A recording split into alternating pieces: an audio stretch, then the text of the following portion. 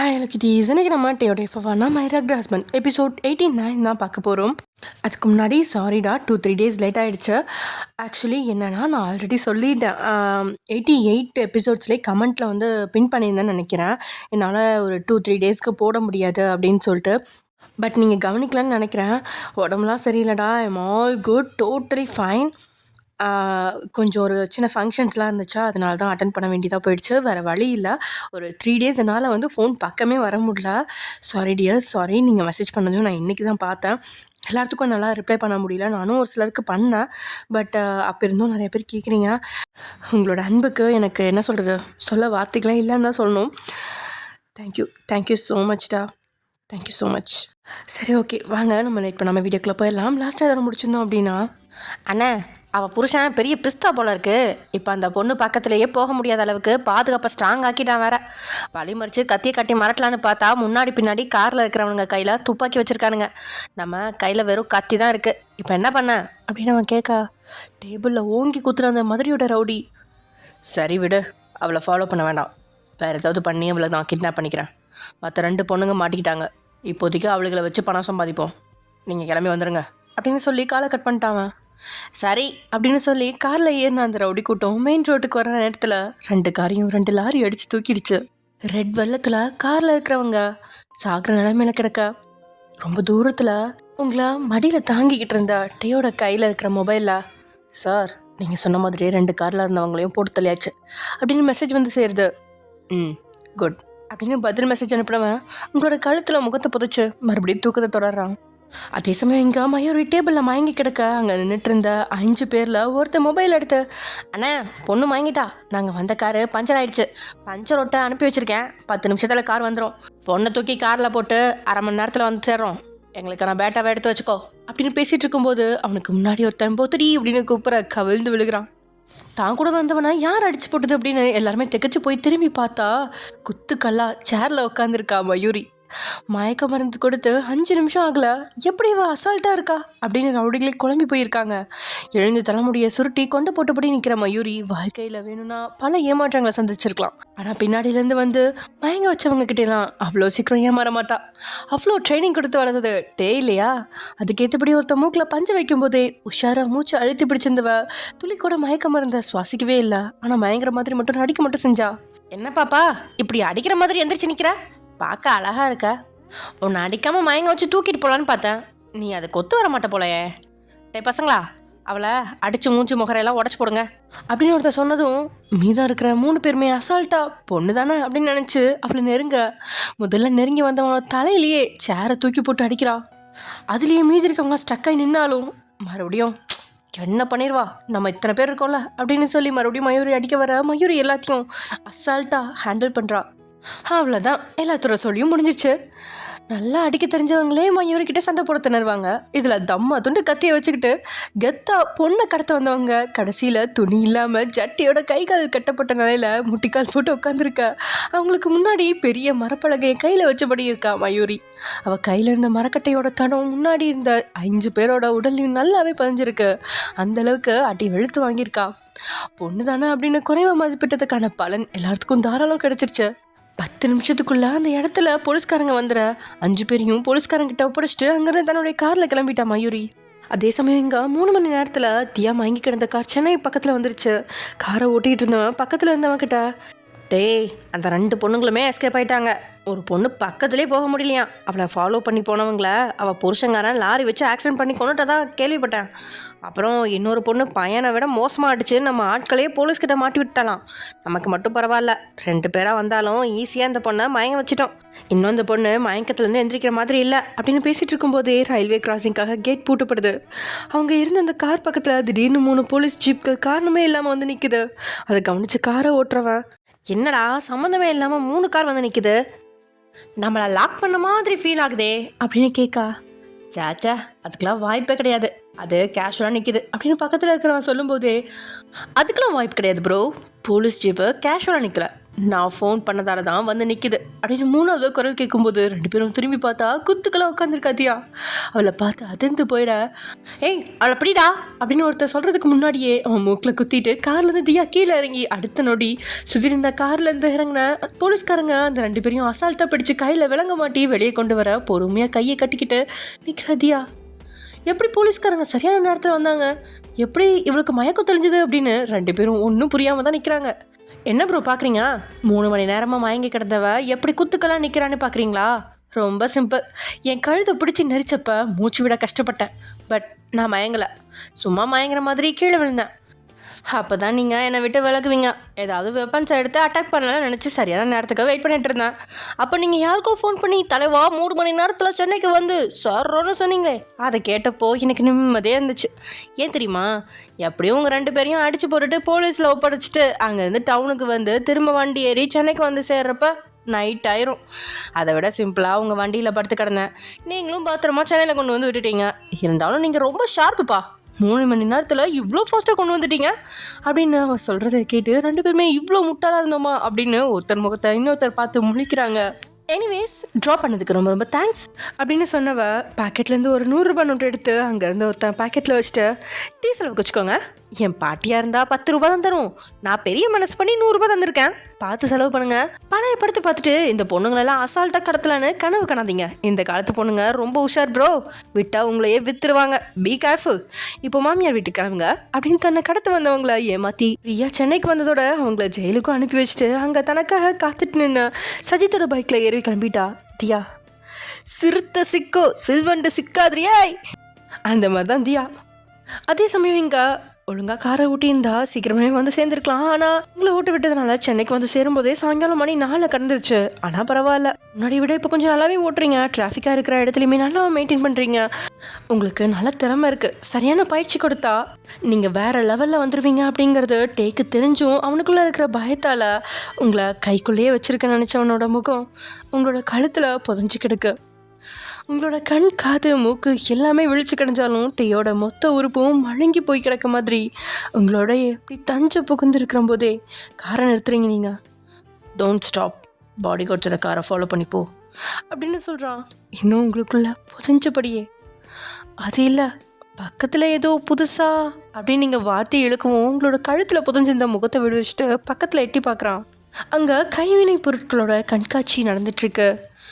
No வே, வாய்ப்பே கிடையாது. Time is precious.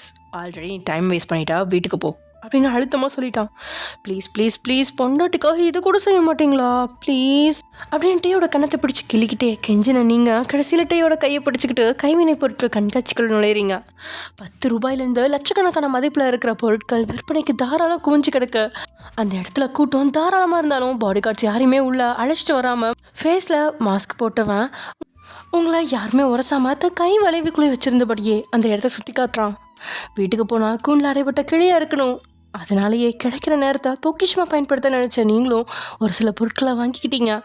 நீங்கள் என்ன கேட்டாலும் அசராமல் வாங்கி கொடுத்தவன், ஏய் இந்த கிளே எதுக்கு வாங்குற, நீ என்ன இதை வச்சு ஆர்ட் செய்ய போறியா, ஒரு பாக்ஸ் கலர் பென்சில் வாங்கி தந்ததுக்கே வீடு ஃபுல்லாக கிறுக்கி வச்சுருக்க சின்ன குழந்தை மாதிரி அப்படின்னு அவன் முறைக்கா.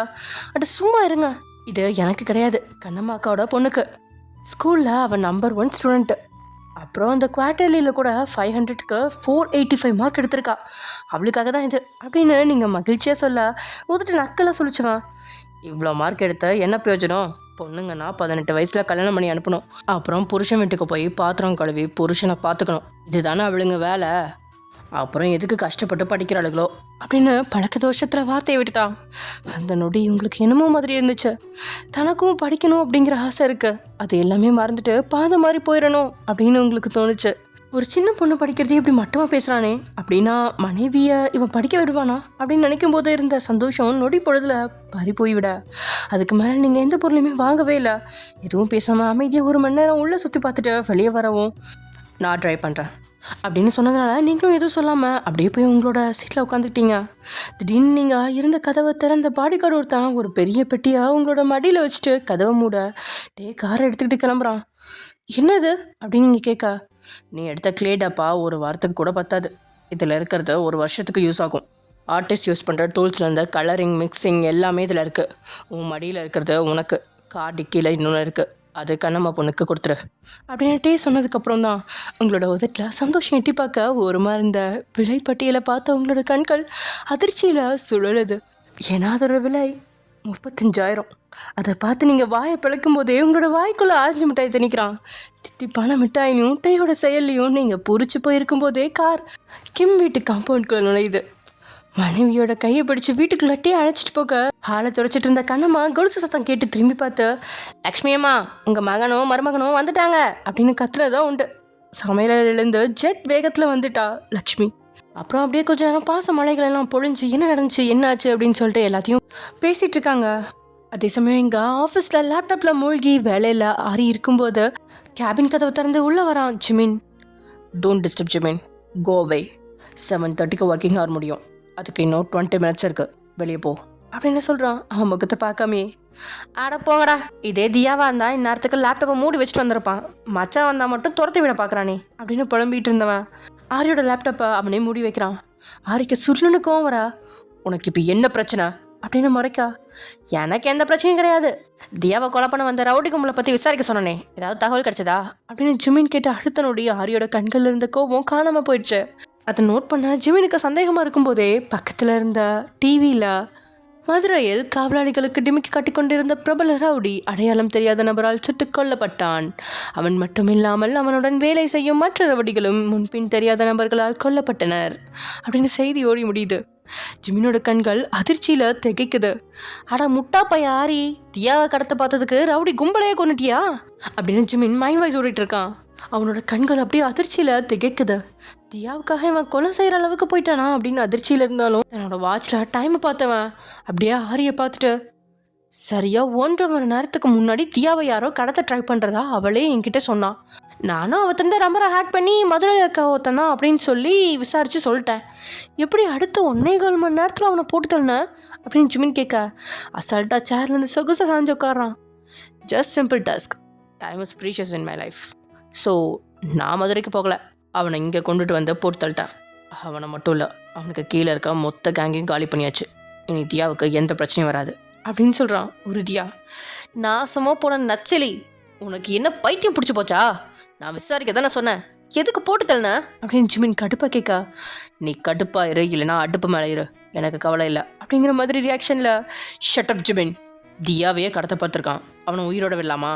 இருந்தால் கூட நீ சொன்னங்கிறதுக்காக அவனை கடத்திட்டு வந்து நானே முன்னாடி நேரடியாக போய் நான் உனக்கு 10 செகண்ட் டைம் தரேன், தியாவை யார் கொல்ல சொன்னாங்கன்னு சொல்லுன்னு கேட்டேன். பட் அவன் வாயை திறக்கல. நான் அவனுக்கு எக்ஸ்ட்ராவாக 2 செகண்ட் டைமும் கொடுத்தேன். பட் 12 செகண்ட்ஸ் அவன் வேஸ்ட் பண்ணிட்டான். நான் நெத்தியில் புல்லட் இறக்கிட்டேன் அப்படின்னு சொன்னவன் இதனால் என்னென்ன பிரச்சனை வரும் அப்படிங்கிறத பற்றிலாம் கவலைப்படுற மாதிரியே தெரில. எது வந்தாலும் சமாளிக்க பணம் இருக்குது, அதிகாரம் இருக்குது. அவனுக்கு தெரிஞ்சதெல்லாம் அவனுக்கு பிடிச்சவங்களுக்கு எந்த ஆபத்தும் வரக்கூடாது, அவ்வளோதான். டேயோட குணத்தை அப்படியே தூணுரிச்சு ஒட்டி வைக்கிற மாதிரி இருக்க ஆரியை பார்த்து தெக்கச்சு தான் போகிறான் ஜிமின். சூப்பர், இந்த உலகத்தில் 12 செகண்ட்ஸில் உண்மையை சொல்லலைன்னு போட்டு தள்ளின ஒரே ஆள் நீயாக தான் இருப்ப. இது எனக்கு தேவைதான். என் அண்ணங்கிட்ட சொல்லாமல் மச்சங்காரன் நீ இருக்கிறியே அப்படின்னு சொல்லி வந்து சொன்னேன் பாரு. என் புத்தியை எதாலையும் அடிக்க மாட்டேன். இப்போ நான் கிளம்புறேன், உன்னை அப்புறமா வச்சுக்கிறேன் அப்படின்னு ஜிமின் கிளம்புறதுக்கு தயாராக. போய் தொலைஞ்சா போதும் அப்படிங்கிற மாதிரி லேப்டாப்பை திறந்து மறுபடியும் வேலையை தொடங்கிட்டான் ஆரி. ஓஹோ மவனே, நான் தந்த வேலையை ஒழுங்காக செய்ய உனக்கு துப்பு இல்லை, லேப்டாப் நோன்றியா? வேலையாக உன் லேப்டாப்பை தாண்டா ஹேக் பண்ணி கதற விட்டுறானா இல்லையான்னு பாரு அப்படின்னு வில்லத்தனமாக அங்கேருந்து ஜிமின் கிளம்புறதுக்கு நிற்கும் போதே பட்டுன்னு கதவை திறந்து உள்ளே வர தியா. தியா வந்ததும் ஜிமின் அசால்ட்டா இவளா அப்படிங்கிற மாதிரி பார்த்தாலும் அங்கே ஆரி லேப்டாப்பை மூடி வச்சுட்டு பவ்யமாக எழுந்து நிற்கிறான். அட பாவி, நான் வந்தால் கண்டுக்க மாட்டேங்கிறா, அடுத்தவன் பொண்டாட்டிக்கு இவ்வளோ மரியாதையா அப்படிங்கிற பார்வை பார்த்தவன் அங்கேருந்து போக பார்க்கும்போதே மொத்தமாக ஜிமின் வழி மறைக்கிறா தியா. ஜிமின் என்ன காரியம் பண்ண? உன்கிட்ட ரவுடி கும்பலை பற்றி விசாரிக்க சொன்னா நீ எதுக்கு அவங்கள போட்டு தள்ளன அப்படின்னு ஜிமினோட முகத்துக்கு நேராக விரலில் சுண்டி காட்டி கோவமாக கேட்குறா தியா. ஜிமினோட பார்வை ஆரியோட பக்கம் திரும்ப. ஆரிக்கு பயம் இல்லை, ஆனாலும் சின்ன பிள்ளை மாதிரி கண்ணை உருட்டிக்கிட்டு நிற்கிறான். தேவையில்லாமல் ஆரியை இதில் இழுக்க வேணாம் அப்படின்னு நினச்சவன், அதுவா தெரியாமல் கைப்பட்டு புல்லட் இறங்கி போச்சுட்டியா அப்படிங்கிற ஜிமினோட பொறுப்பில்லாத அந்த வார்த்தை அடக்கி வச்சு இந்த தியாவோட கோபத்தை உடச்சி தெறிக்க வைக்குது. ஹவு டேர் யூ, என்ன வார்த்தை சொன்ன? உன்கிட்ட இந்த வேலையை தந்ததுக்கு ஆறுக்கிட்ட சொல்லியிருந்தா இந்நேரத்துக்கு A to Z எல்லாத்தையும் கிளியராக முடிச்சு தந்திருப்பான். போயும் உன்னை நம்பி சொன்னேன் பாரு, மற்றவங்கள போட்டுறதுக்கு நீ என்ன கடவுளா? அப்படின்னா சட்டம் போலீஸ் கோர்ட்லாம் என்னத்துக்கு இருக்கு? ஏன் இப்படி பொறுப்பு இல்லாமல் இருக்க? கொஞ்சமாவது ஜென்டிலாக நடந்துக்கோ. உன்னை நினச்சாலே இரிட்டேட்டிங்காக இருக்குது. என் லைஃப்பில் எதுக்கு உன்னை மீட் பண்ணங்கிற மாதிரி இருக்குது அப்படின்னு தியா கத்தின சத்தத்தில் ஆஃபீஸை கிடுகிடுக்குது. ஆரியோட ஆஃபீஸில் ஒர்க் பண்ணுறவங்களுக்கு தருணம் வந்து பார்க்கறதுக்கே பயம். ஆனால் கூட இவ்வளோ ஹெவியாக பெண்ணோட சத்தம் கேட்டதும் தங்களுடைய முதலாளியை தான் திட்டுறாளோ அப்படிங்கிற மாதிரி எல்லாருமே சந்தேகமாக மூடி கிடந்த ஆரியோட ரூமை பார்க்க ஆரிக்கோ அவன் வாங்க வேண்டிய எல்லாத்தையுமே ஜிமின் வாங்கிட்டு இருக்கிற மாதிரி இருக்கு. பொதுவாக யாருக்கிட்டையும் உண்மையை மறைக்க மாட்டான். ஆனால் இன்றைக்கி தியாவோட கோபத்தை பார்த்து உண்மை அவளுக்கு தெரியக்கூடாது அப்படின்னு வாழ்க்கையில் முதலாக பார்த்துட்டோம் அப்படிங்கிற உணர்ச்சியை உணர தொடங்கிட்டான் ஆரி. கிட்டத்தட்ட 10 நிமிஷத்துக்கு மேலே திட்டுறா. அந்த அளவுக்கு அவளுக்கு கோபம். யார் அவளை கடத்த சொன்னாங்க அப்படின்னு கண்டுபிடிச்சு அவங்களுக்கு ஆப்பு வைக்கலாம் அப்படின்னு பார்த்தா அந்த ரவுடி இறந்துட்டனால இனி எந்த உண்மையுமே தெரிஞ்சுக்க முடியாது. யாரை சந்தேகப்படுறது என்ன செய்யறது அப்படின்னு தெரியாமல் நிற்கிறா. அதே சமயம் சட்டத்து மூலமாக மட்டுமே தண்டனை கிடைக்கணும் அப்படின்னு லாயராக தான் எல்லா பக்கமும் யோசிக்கிறவளால் இதை ஏற்றுக்கவே முடியல. பாய்க்கு வந்தபடி திட்டி முடிச்சுட்டு கோவமாக தண்ணி எடுத்து குடிக்கிறா. நாக்கு அப்படிங்கிறபடி தியா பேசியிருந்தாலும் ஜிமினோ தூசி தட்டுற மாதிரி அவ்வளோதானா இல்லை இன்னும் இருக்கா அப்படிங்கிற மாதிரி கேட்கா. தியா முறைச்ச பார்வை பார்க்கும்போதே காதுக்குள்ளே இருந்த 1 கிலோ பஞ்சு வெளியே எடுத்து காட்டுறான் ஜிமின். நீ உள்ளே வரப்பே உஷாராக பஞ்சு வச்சுட்டேன்.